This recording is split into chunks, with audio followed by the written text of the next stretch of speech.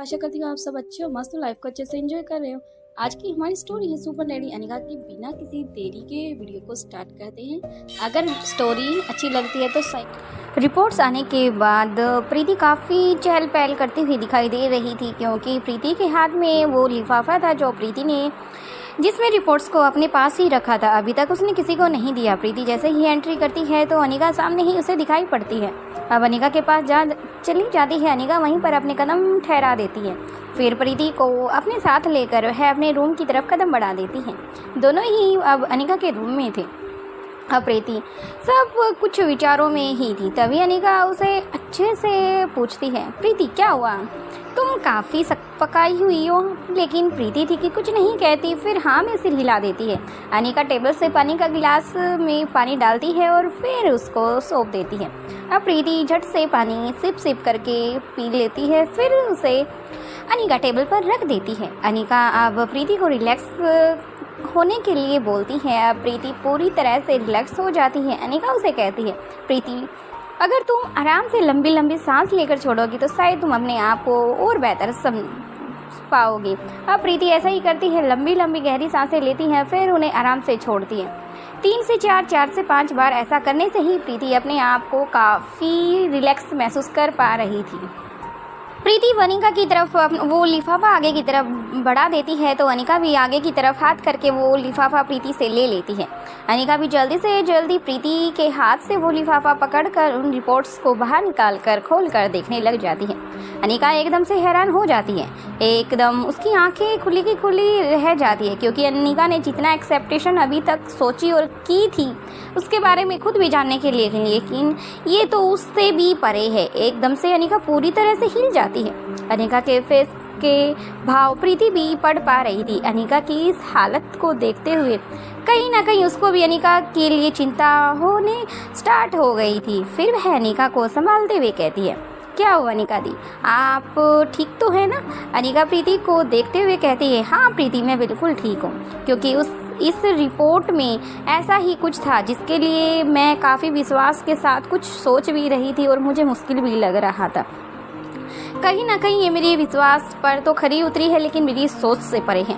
अनिका की ऐसी उलझी उलझी बातें सुनकर प्रीति अपने सिर को खुजाने लग जाती है।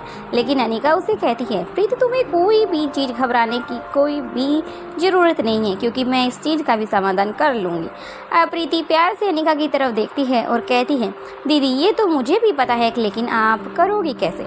तभी 2 मिनट के लिए दोनों चुप हो जाती हैं। अनिका अपनी रिपोर्ट्स को दोबारा रीड करना स्टार्ट करती है। प्रीति भी अपने मन में ही विचार करने लग जाती है, क्योंकि जब प्रीति ने इस रिपोर्ट को गहन अध्ययन किया था तो कहीं ना कहीं प्रीति के भी कुछ ऐसे ही हालात थे। लेकिन प्रीति ने जब उस व्यक्ति के डीएनए की गहराई से जांच करने के बाद पाया उसके जीनों में जानवरों के कुछ जीन जोड़े गए हैं। इन जीनों के सक्रिय होने के उसके व्यवहार में परिवर्तन आया है, यानी कि प्रकृति के साथ छेड़छाड़ की गई है। उन लोगों का शायद ऐसा विचार था, अगर वे ह्यूमंस के अंदर अगर जानवरों के डीएनए डाल देते हैं तब उनके साथ एक नया बेबी अगर उनसे होता है तो वो कैसे नेचर और कैसा होगा। ये सब एक्सपेरिमेंट करने के लिए शायद उन लोगों ने ऐसा कुछ किया है। उसकी आंखें लाल हो जाती हैं। एक ग्रुप प्रयोग किया हिस्सा प्रतीत होता है, यानी कि किसी काफ़ी सोची समझी ये चाल हो सकती है जहां मानव क्षमता को बढ़ाने के लिए जिन परिवर्तनों को किया जा रहा है। प्रीति को संदेह है कि ये प्रयोग किसी गुप्त संगठन द्वारा ही संचालित किए गए होंगे जो मानव जाति के भविष्य में नियंत्रित करना चाहते हैं। प्रीति को भी ज़्यादा कुछ समझ नहीं आ रहा था, लेकिन आखिर ऐसा काम कौन कर सकता है? मानवता के साथ कौन खिलवाड़ कर सकता है? इस प्रकृति के साथ कौन छेड़छाड़ कर सकता है? इसलिए प्रीति ने भी अपने एक तरफ से कुछ नहीं कहा, बस उसका गहन अध्ययन ही किया। डीएनए रिपोर्ट्स को अपनी दी अनिका के सुरक्षित या गोपनीयता तरीके से पहुंचाने के बाद ठीक समझ लिया था। इसलिए उसने पहले ही अनिका को इसके बारे में मैसेज करके बोल दिया था कि प्रीति ऐसे रिपोर्ट्स को किसी ईमेल या फिर जीमेल द्वारा पीडीएफ बनाकर अनिका तक नहीं पहुंचा सकती, क्योंकि ये बहुत इम्पोर्टेंट रिपोर्ट है। किसी के हाथ लग गई या किसी ने किसी सर्वर को हैक कर लिया तो शायद उन तक ये रिपोर्ट्स लग गई, तो शायद इन सब चीज़ों के बारे में गहन अध्ययन के साथ कोई नया एक्सपेरिमेंट करना स्टार्ट कर देगा। इसलिए रिपोर्ट प्रीति ने बायोफेस है में देने का ही दस्तावेजों के एक्सेस को नियंत्रित करने के डाउनलोड और प्रिंट को प्रतिष्ठित करने वाली वीडीआर को थ्रू इस रिपोर्ट्स के भेज सकती थी। लेकिन प्रीति ने एक अत्यधिक संवेदनशील और चौकनीय डीएनए रिपोर्ट्स तैयार की थी, तो ऐसे वो कैसे कर सकती थी? इसे कोई सुरक्षित तरीके से ही दिया जा सकता है। अब दूसरी तरफ अनिका ने भी प्रीति को मिलकर इस रिपोर्ट्स को देखने के बाद कहीं ना कहीं प्रीति इस रिपोर्ट्स को खुद लेकर आई है। तो इस रिपोर्ट्स में ऐसा ही निष्कर्ष है जो न केवल वैज्ञानिक दृष्टि से महत्वपूर्ण है बल्कि नैतिक और व्यक्तिगत स्तर पर भी गहरे प्रभाव डाल सकता है। ऐसे में प्रीति को ये जानकारी साझा करने के लिए एक रणनीति और सहानुभूतिपूर्वक दृष्टिकोण अपनाया है। इसलिए ही प्रीति ने अनिका को पहले से ही सूचित कर दिया था। उसके पास एक महत्वपूर्ण संवेदनशील जानकारी थी जिसके व्यक्तिगत रूप से साझा करना ठीक नहीं था। अब प्रीति की ऐसी सूझबूझ देकर अनिका भी काफ़ी उस पर प्राउड फील करती है। फिर वह प्रीति की तरफ देखने लग जाती है। फिर प्रीति से पूछती है, अब अनिका प्रीति से पूछती है कि कुछ तुमने ये विश्लेषण किया है, जो जानकारी इकट्ठी की है, जो भी तुमने ये डाटा कलेक्ट किया है, क्या तुम पूरे श्योर हो? क्या ये 100% ठीक है?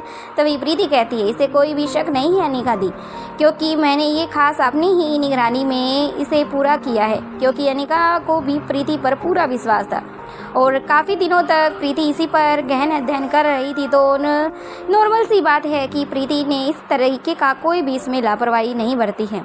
इसलिए अनिका ने प्रीति को यह डीएनए विश्लेषण करने का कार्य सौंपा था। अब प्रीति अनिका को बताती है कि जैसे उसे पता चला कि उस व्यक्ति के जीनों में जानवरों की कुछ जीनों को जोड़ा गया है, तो इन जीनों के सक्रिय होने से सभी व्यक्तियों के व्यवहार में जानवरों जैसी प्रवृत्ति दिखाई पड़ेगी और उनकी आंखें भी ये सब इंसान जानवरों की तरह ही व्यवहार करने लग जाते हैं, क्योंकि इन आदमियों के जीनों को कहीं ना कहीं जानवरों के जीनों के साथ जोड़ा गया है। अब अनिका इस रिपोर्ट्स को भी आगे तक पढ़ती है और दोबारा पढ़ती है। वह कहती है, प्रीति पूछती है, ये कैसे संभव है? प्रीति ने उन्हें बताया, ये एक गुप्त प्रयोग का हिस्सा प्रतीत हो रहा है, जहाँ मानव क्षमता को बढ़ाने के लिए या जीन परिवर्तन के साथ एक नया प्राणी पैदा करने के लिए ये सब किया जा रहा है, जो मानव जाति और भविष्य के नियंत्रित करना चाहते हैं। कहीं ना कहीं इन सब के पीछे या तो उस संगठन का अपना कोई फायदा है या वे इस जाति को ही अपने नियंत्रण में करना चाहते हैं, ताकि इन मानव जाति के अपने अच्छे के अनुसार कोई भी कार्य करवा सके। अब प्रीति बात सुनकर और भी काफ़ी हैरान हो जाती हैं। आखिर ये काम कौन कर रहा है और किस लिए कर रहा है? ये कैसे ही सब पता लगाना हमारे लिए काफ़ी मुश्किल होता जा रहा है और दुश्मनों का पता हम कैसे लगाएंगे? हो सकता है कहीं ना कहीं संभव नहीं है। उसी से ही क्योंकि शायद अनिका को झुकाने के लिए ये सब षड्यंत्र या रणनीति की जा रही है, जिसे वह जल्द से जल्द अनिका के उस पावर ड्रग 16 को पास के। अब अमृत रूपी जड़ी बूटी पावर ड्रग्स कही जाने वाली पावर ड्रग 16 को पाने के लिए अनिका को भी पता है लोग कितनी हद तक जा सकते हैं। अब प्रीति के मन में काफी सवाल थे, लेकिन प्रीति अब अनिका से पूछती है, क्या मेरे मन में क्वेश्चन है, क्या मैं आपसे पूछ सकती हूँ? प्रीति को देखते ही अनिका कहती है, हाँ प्रीति, तुम्हारा जो भी क्वेश्चन है वो तुम मुझसे पूछ सकती हो। प्रीति अनिका से पूछती है, हमें पता चला है कि यहाँ इंसानों के बीच किसी जानवर का ही जीनों को डाला जाता है ताकि वे इंसानों को जानवरों की तरह व्यवहार कर सके, लेकिन मुझे ये समझ नहीं आ रहा तो ऐसा कौन और किस लिए कर रहा है। हालांकि प्रीति ने इन सब के असर कहीं ना कहीं अनिका समझ चुकी थी। अनिका ने अब इस बारे में कुछ भी बात करना आगे सही नहीं समझा। वह इस असर को कोई और इस सवाल का कोई भी असर कहीं नहीं हो सकता। अनिका चुप रह जाती है और प्रीति भी कुछ पल के लिए हैरान हो जाती है। अब प्रीति कुछ पल के लिए चुप हो जाती है तो अनिका प्रीति से कुछ आगे सवाल करती है। अब अनिका प्रीति को समझाते हुए कहती है कि जीन थेरेपी और विशेष जीनों के शरीर में इंजेक्ट किया जाता है ताकि कोशिकाओं के व्यवहार को बदला जा सके। उदाहरण के लिए वैज्ञानिकों ने एक बंदर की आंखों के जिन्हें इंजेक्शन करके आंखें का रंग पहचानने की क्षमता को बढ़ा दिया था। इसी तरह से यदि व्यक्ति के डीएनए में जानवरों के जीन जोड़े जाएं तो उसके व्यवहार और क्षमताओं का परिवर्तन संभव है। कुछ प्रयोगों में लाल आंखें एक जीन के परिवर्तन के संकेत के रूप में देखी जा सकती है। उदाहरण के लिए जैसे ही कुछ मक्खियों में जीन परिवर्तनों के बाद लाल आंखें दिखाई देने लग जाती है, इसलिए व्यक्ति आंखें जैसे ही सबसे पहले हार्मोन सबसे पहले असर आंखों पर ही पड़ता है। इंजेक्शन जैसे ही इंजेक्ट होता है तो उसकी आंखों का कलर्स अपने आप ही चेंज होना स्टार्ट हो जाता है। ऐसे इन इंसानों को पहचाना जा सकता है जिन पर ये एक्सपेरिमेंट हुए। अब अनिका की बातें सुनकर प्रीति को जो रिपोर्ट्स बनाई थी अब उनकी पूरी अच्छे से उन्हें समझ आ गई है आखिर ये सब क्या है और क्यों हो रहा है।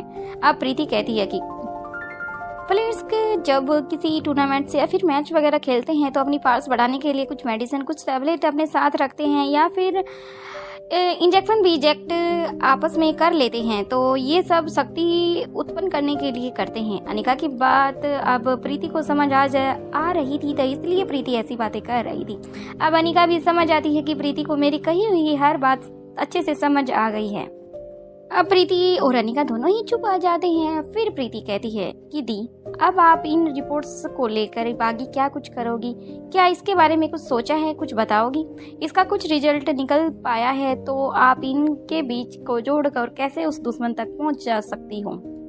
क्योंकि जहाँ तक मुझे लगा है, मुझे नहीं लगता कि हमें इन रिपोर्ट्स को उजागर करना चाहिए। जहाँ तक हो सके हमें इन्हें अभी छिपा कर ही रखना चाहिए, क्योंकि इससे अगर किसी को पता चलता है तो एक व्यक्ति से दूसरे व्यक्ति, दूसरे से तीसरे, ऐसे पूरे समाज में इस बारे में हड़कंप मच जाएगा, जिसे लोग एक दूसरे से बचने की कोशिश करेंगे या ये कहें कि घरों से बाहर निकलना ही बंद कर देंगे। और ऐसे में काफ़ी मुसीबतों का सामना एक दूसरे को करना पड़ सकता है। अनिका प्रीति के पास चली जाती है और उसके माथे पर थपकी देते हुए कहती है, अपने दिमाग के घोड़े मत दौड़ाओ, इसके लिए मैं हूं ना। तुमने जो काम किया है उसके लिए मैं तुम्हें क्या दूं, क्योंकि तो ये इनाम देने से भी बढ़कर तुमने मेरे लिए काम किया है। और रही बात अब आगे की, तुम्हें किसी भी तरह की कोई भी टेंशन लेने की ज़रूरत नहीं है। तुम बस अपने काम पर फोकस करो, जो तुम्हें बताया जाए वो करो। और अभी तुमने काफ़ी दिनों से तुम सोई नहीं हो, इसलिए मेरा मानना यही है कि तुम आराम से रेस्ट करो और फिर अपने दिमाग को शांत करने के लिए ओमकार के साथ एक प्यारी सी नाइट पर जाओ।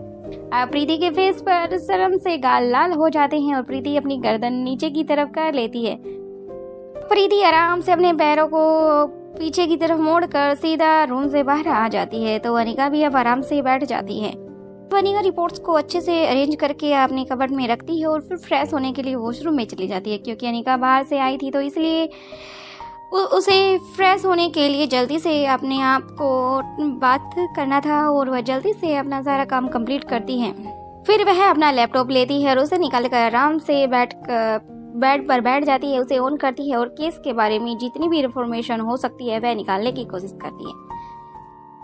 दूसरी तरफ उस दिल्ली के उस बड़े मेंटल हॉस्पिटल पर जहां पर पेशेंट के साथ डॉक्टर वैसा व्यवहार कर रहे थे, सारे वैज्ञानिक अपने काम पर लगे हुए थे, तो कहीं ना कहीं अंधेरे कमरे में किंग साइज की एक चेयर पर एक आदमी अंधेरे में बैठा हुआ था। उसका चेहरा उस अंधेरे में अच्छी तरह से तो दिखाई नहीं दे रहा था, लेकिन उसके चेहरे पर एक शांति और मुस्कुराहट थी।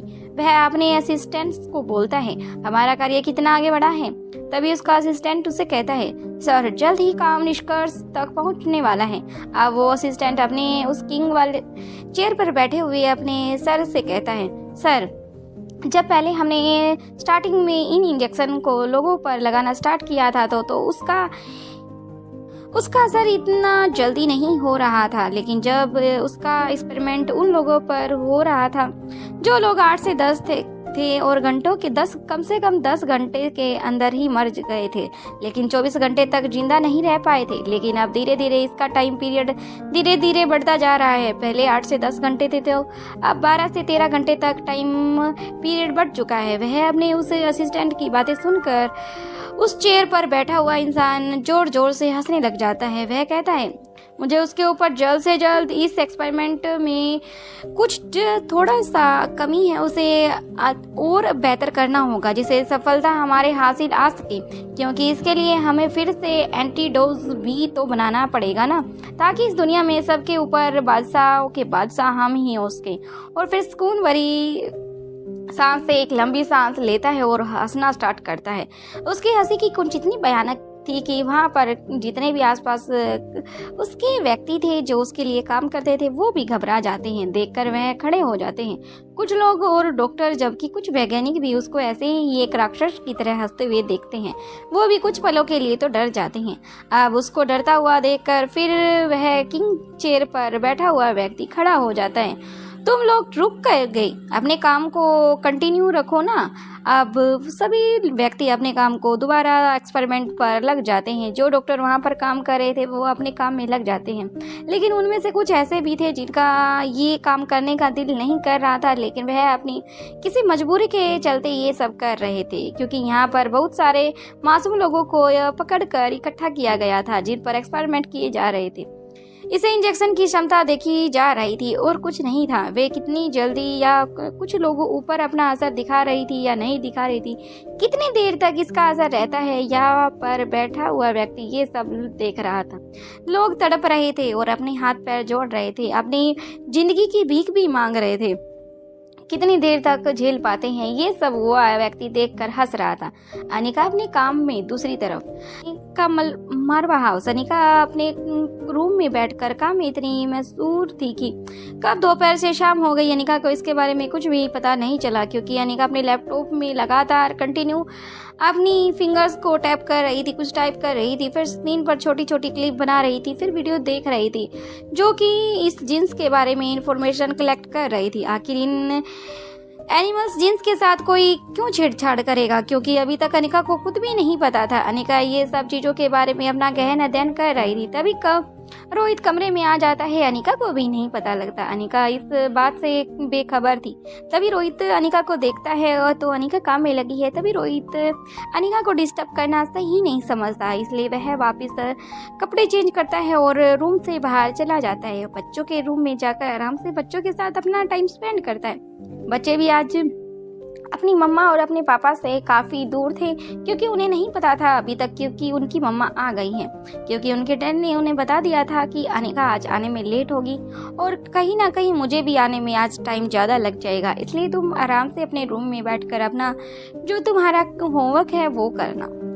अभी बच्चों के साथ काफ़ी मस्ती करने के बाद रोहित आराम से खेलते हैं। फिर रिया अपने पापा को मस्का लगाती है कि पापा हमें भी थोड़ा सा ना आइसक्रीम पार्टी करनी है, क्यों ना हम बाहर चले।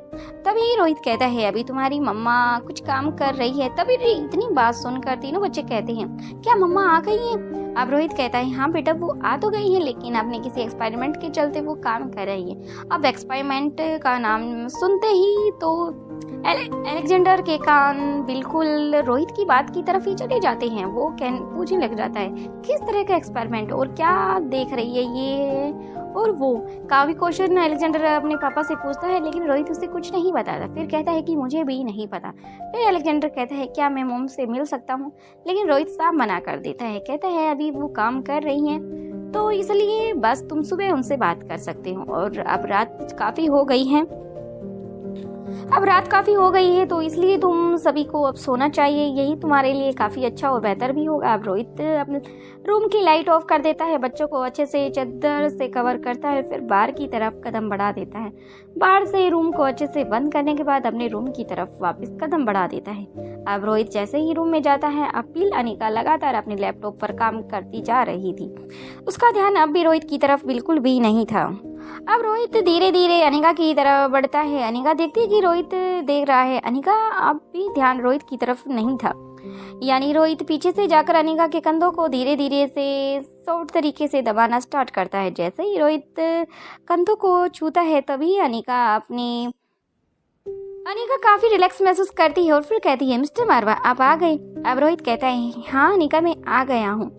रोहित कंधों को लगातार अपने हाथों के पॉइंट्स अनिका के कंधों के दबा रहा था। अब अनिका और भी बेहतर महसूस कर रही थी। रोहित के हाथों रखते ही अनिका की सारी थकान छूमंतर होकर उड़ गई थी। फिर अनिका कहती है कि थैंक यू मिस्टर मारवा, लेकिन आप कब आए?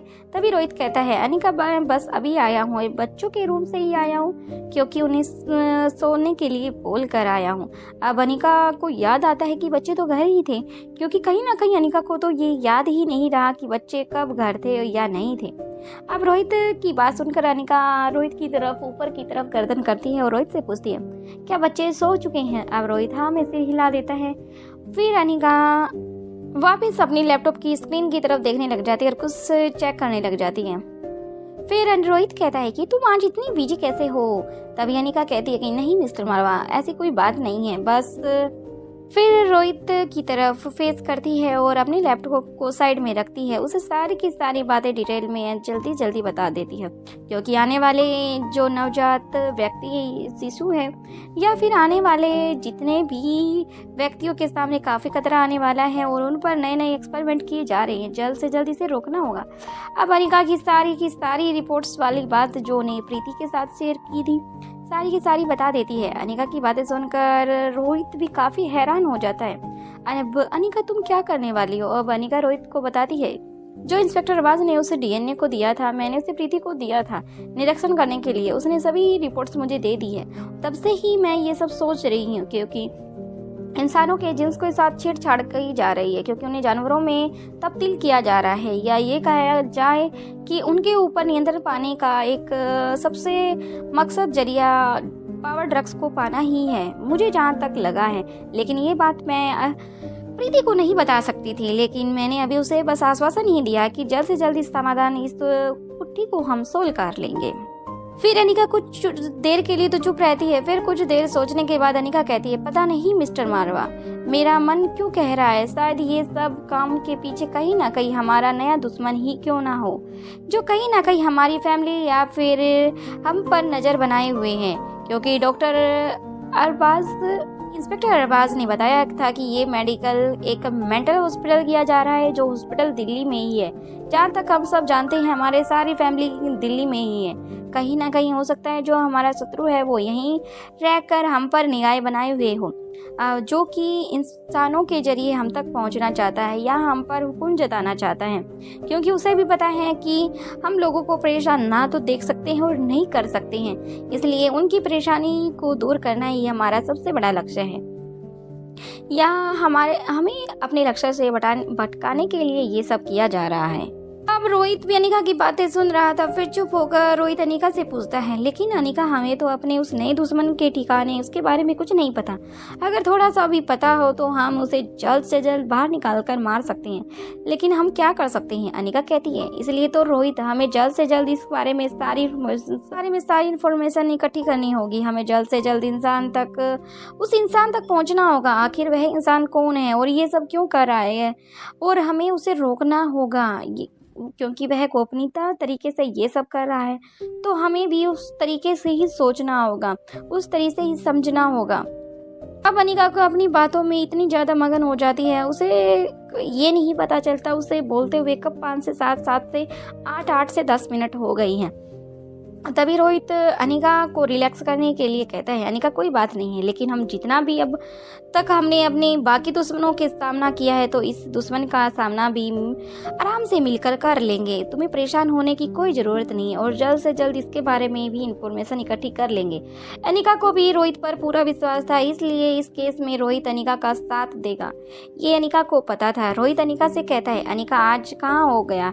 मुझे लगता है कि तुम काफ़ी थक चुकी हो, अभी तुम्हें थोड़ा सा आराम करने की ज़रूरत है। अनिका कहती है, ओके मिस्टर मारवा, मुझे भी कुछ ऐसा ही लगता है, क्योंकि अगर मेरी नींद पूरी हो जाएगी, मेरी थकान दूर हो जाएगी, तो मैं अच्छा फ्रेश फील करूँगी। अब रोहित अनिका को आराम से एक छोटे बच्चे की तरह आराम से लिटा देता है और खुद वॉशरूम में चला जाता है। जल्दी से वह अनिका के लिए एक टॉवल गीला करके लेकर आता है और फिर उसके सिर पर रखता है। अब अनिका कहती है कि मिस्टर मारवा, ये सब आप क्या कर रहे हो?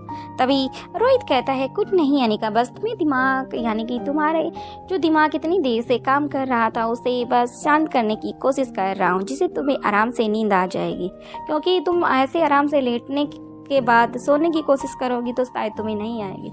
अब कहीं ना कहीं रोहित की बात में लॉजिक था, इसलिए अनिका आराम से लेट जाती है। रोहित कुछ टाइम के लिए अनिका के माथे पर और फिर फोरहेड पर, ऐसा पूरे फेस पर कुछ टाइम के लिए उस छोटे से टॉवल को गीला कर रखता है। अब अनिका काफ़ी अच्छा और रिलैक्स महसूस कर रही थी। उसके बाद रोहित वापस उस टॉवल को रख कर आ जाता है। अब अनिका कहती है, मिस्टर मारवा आप भी लेट जाओ। तभी रोहित कहता है, तब तक तुम नहीं सोगी तब तक मैं नहीं सोने वाला। अब रोहित ने जो बोल दिया था वो तो उसे करना ही था, ये बात तो अनिका खुद जानती थी, इसलिए अनिका आराम से लेट जाती है। तो रोहित रूम का टेम्परेचर नॉर्मल ही रखता है और अनिका को चादर उड़ाने के बाद उसके माथे पर प्यार से थपकी देता है और उसके साइड में आराम से लेट जाता है। कब अनिका की आंख लग जाती है खुद अनिका को भी नहीं पता लगता। अब रोहित आराम से कुछ सोचने लग जाता है। अनिका के फेस पर फोरहेड पर एक प्यारी सी किस करता है, फिर वह उसके आंखों पर और फिर उसके लिप्स पर अपने फिंगर को टच कर कर उसे देखता है और फिर कहता है कि मुझे नहीं पता था कि मेरा लाइफ पार्टनर इतना बिजी होगा, लेकिन मुझे अच्छा लगा क्योंकि जिस टाइम पर तुम्हारी याददाश्त चली गई थी तुम पूरा टाइम अपना घर में रहती थी, बच्चों में, मुझ में, तो मुझे वो भी अनिका बिल्कुल अच्छी नहीं लगती थी। कहीं ना कहीं मैं अपनी इस अनिका को मिस करता था। और अब रोहित वापस सोचने लग जाता है कि अनिका, मैं तुम पर कितना प्राउड फील करूं क्योंकि तुम इतना सबके बारे में इतना सोचती हो। शायद ये मैं तुमसे ही सीखा हूँ कि औरों को खुशी देने में जो खुशी है वो शायद अपनी खुशी से कई बढ़कर है। अब रोहित ये सोचने लग जाता है। बाकी का नेक्स्ट एपिसोड में देखते हैं अनिका और रोहित का नेक्स्ट स्टेप क्या होगा। अनिका क्या करण गुलेरिया को टैबलेट खिला पाएगी जो स्वाति ने दी थी? स्वाति की उस टैबलेट में ऐसा क्या है? तो कमेंट सेक्शन में ज़रूर बताएं। जल्द मिलते हैं न्यू एपिसोड के साथ। बने रहिए हमारी स्टोरी के साथ। स्टोरी पसंद आ रही है तो दोस्तों के साथ शेयर करें, एक लाइक तो बनता है। Thank you.